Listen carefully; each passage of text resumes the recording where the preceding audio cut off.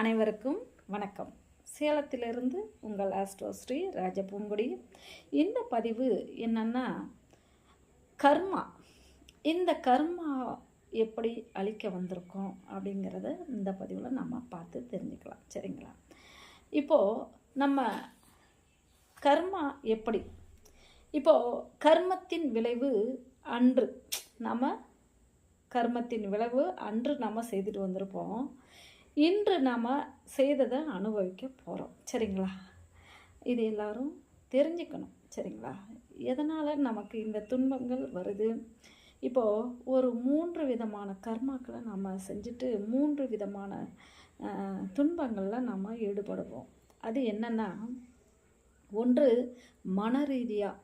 இப்போது மனசில் நம்ம யாரையாவது நினச்சி திட்டியிருப்போம். இவன் பாரு இப்படி நல்லா வளர்ந்துட்டுருக்கான், இவனுக்கு எதுவுமே ஆக மாட்டேங்குது, அப்படி போக இப்படி போகன்னு நம்ம மனசுக்குள்ளே அவனை திட்டுவோம். சரிங்களா? அது ஒரு கர்மா. அது மறைமுகமான கர்மா. நாம் யாருக்கும் தெரியாமல் செய்கிற கர்மா.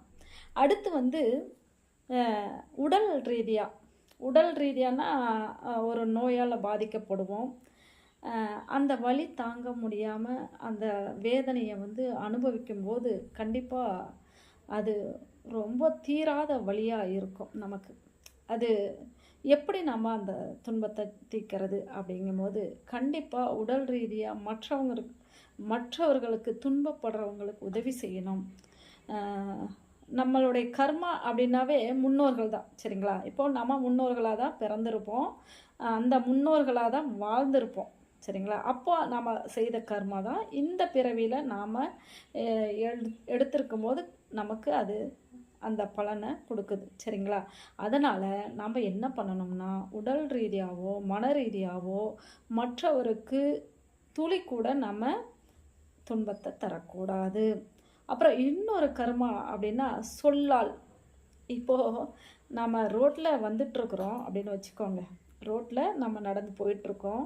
அப்போது நம்மளைய தானாக யாராவது ஒருத்தர் ஒரு கேவலமான ஒரு சுடு சொல்லால் நம்மளைய வார்த்தைகளில் திட்டுறாங்க. அது நம்மளை நோக்கி அந்த இல்லைன்னா மற்றவர்களை நோக்கி அவங்க பேசினாலுமே அந்த வார்த்தைகள் நமக்கு உள்ளுக்குள்ளே ஒரு என்ன சொல்கிறது, ஒரு வலியை ஏற்படுத்தும். என்ன இப்படி பேசுகிறாங்க அப்படின்னு சொல்லிட்டு நமக்கு அந்த வார்த்தையை நம்ம கேட்கக்கூடிய சூழ்நிலையை நமக்கு கொடுக்கும். அது ஒரு விதமான சொல்லால் செயலால், சரிங்களா, மனதால். இந்த 3 விதமான கர்மாக்களை நாம் அனுபவிக்கிறோம். அதாவது ரமண மகரிஷி ஐயா சொல்லுவார், என்ன சொன்னார்னா, அவருக்கு தொடையில் புற்றுநோய், ஆறாத புண்ணு இருக்குது. அவர்கிட்ட டாக்டர் எல்லாருமே பேசுகிறாங்க, ஐயா நீங்கள் வாங்க, உங்களுக்கு வலி தெரியாமல் இன்ஜெக்ஷன் போட்டு ஆப்ரேஷன் பண்ணிக்கலாம் அப்படிங்கிறாங்க. அதுக்கு அவர் என்ன சொல்கிறாருன்னா, நான் ஆப்ரேஷன் பண்ணால் கூட எனக்கு மயக்க ஊசி எதுவுமே போடாதீங்க. அந்த அந்த வெட்டும்போது அந்த என்ன சொல்கிறது, அந்த வலியை நான் உணரணும். இந்த உடல் இன்பத்துக்கு மட்டுமல்ல, துன்பத்துக்கும் உரியது. இந்த உடலை நான் அனுபவித்து என்னுடைய கர்மாக்களை நான் தீர்த்துக்கிறேன் அப்படின்னு சொல்கிறாராம். சரிங்களா? அதனால் நாம் அனைவருமே என்ன சொல்கிறது, மனதாலும் செயலாலும் உடலாலும் பிறருக்கு துன்பத்தை நாம் தரக்கூடாது. சரிங்களா? உடலால் எப்படி நமக்கு அந்த துன்பம் வருது அப்படின்னா, பிறரை நாம் அடிக்கிறது, புரியுதுங்களா? நம்ம பிறரை அடித்து துன்புறுத்துவது தான் நம்ம உடலில் ஏற்படுற வியாதிகள். சரிங்களா? அந்த அளவுக்கு அவர்கள் துன்பப்பட்டு இருக்காங்கன்னு அர்த்தம்.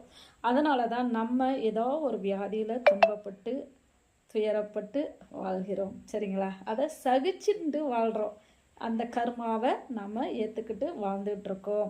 அப்படிங்கும்போது கண்டிப்பாக நாம் பிறருக்கு எந்த துன்பங்களோ எந்த விஷயமாக இருந்தாலும், ஒரு சின்ன எறும்புக்கு கூட என்ன தெரியுங்களா, நம்மளை கடித்தாலும் நம்ம அதை தள்ளி விட்டுட்டு, நீ உன்னுடைய குணம் அதுதான், என்னுடைய குணம் உன்னை மன்னிக்கக்கூடியது அப்படின்னு சொல்லிட்டு நமக்கு எந்த தீங்கு செய்தாலும் நாம் பிறருக்கு எந்த தீங்கும் இழைக்காமல் நம்ம இந்த கர்மாக்களை அனுபவிச்சுட்டு வரும்போது நிச்சயமாக நமக்கு இறைவனுடைய காலடியில் போய் சேர்றதுக்கு நமக்குண்டான தகுதி நாம் எடுத்துக்குவோம். சரிங்களா? நன்றி.